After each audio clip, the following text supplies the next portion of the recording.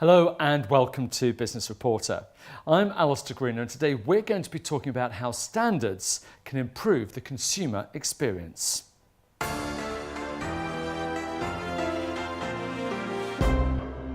Good morning. Good morning, Alistair. So is multi-channel retail a burden or an opportunity for the retail industry? I think it's both. I think now the consumer is firmly in charge and they expect a seamless experience wherever they buy and however they buy. I think as an opportunity, you can sell anything to anyone, anywhere. So it's a massive opportunity for the industry. Okay, well, first of all, you said seamless. So can you explain what you mean by that? Say maybe you're a John Lewis customer. The way that you search, the way that you buy, go into a store or collect or have a drop-off point, you expect that to be a seamless experience. And whether you buy online or at a local store or at a much bigger store, you do not expect to pay a different price. And yet the cost to serve in those examples is far different. And what about the upside you were talking about? Well, the upside, of course, now you're not restricted to where your stores are. You're not reliant on people coming through your doors. So you can reach out and sell to anyone in your town, in your country, and even across the world. And also from a range point of view, you can extend your range to infinity, and you don't have to worry about even it coming through your own supply chain. So that the opportunity there is fantastic. And if you're a small player and you're very niche and you know what you're doing, you can start competing with some of the big guys. So if you had to name three specific obstacles that the industry must overcome to make the most of those upsides, what would they be? I would say it would all be about the supply chain, the logistics. I would say it's all around data quality, and I would say it's around all the systems.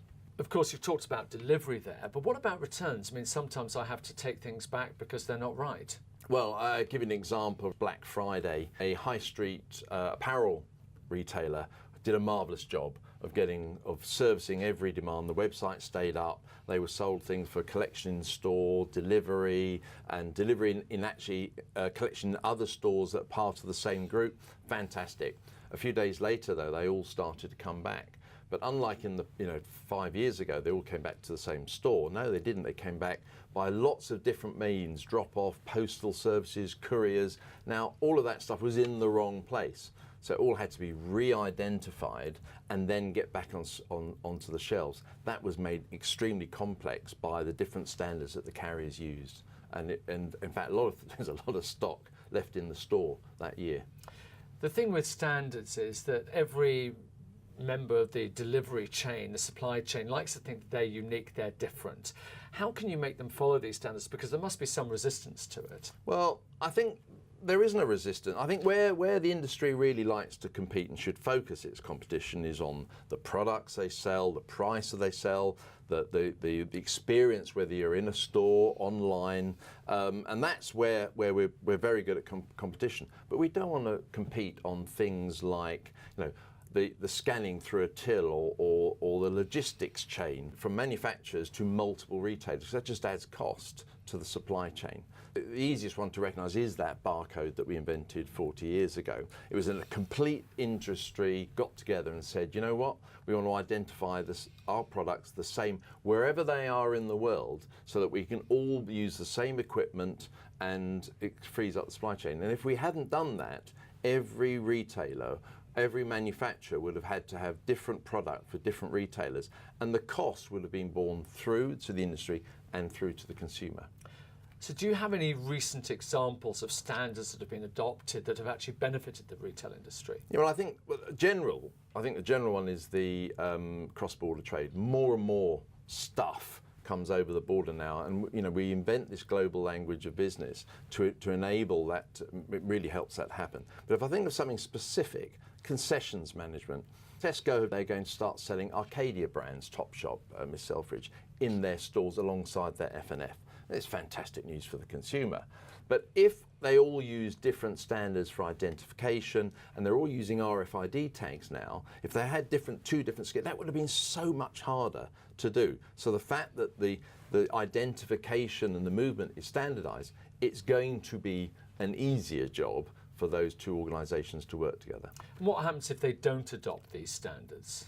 Well, I just think we'll see the cost to serve escalate. I think that manufacturers and retailers will start losing customers because they will not be as competitive as the rest. I think for the consumer, well, it means you don't get the product at all, or if you get the product, you ordered a red shoe and you get blue shoes. And I think in the worst case is you've ordered a product that you think is gluten-free and it's not, and there's some harm done.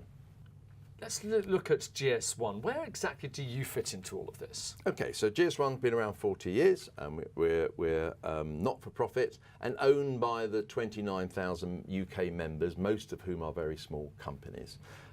We are experts in our field. Most of our people are ex-industry, and our job, besides at core standards making, is to facilitate the industry to collaborate on all the examples that I've given you. In fact, we have several meeting rooms in our offices in London, not far from here, and I'm happiest when they're full of competitors, demand and supply chain, working on something new.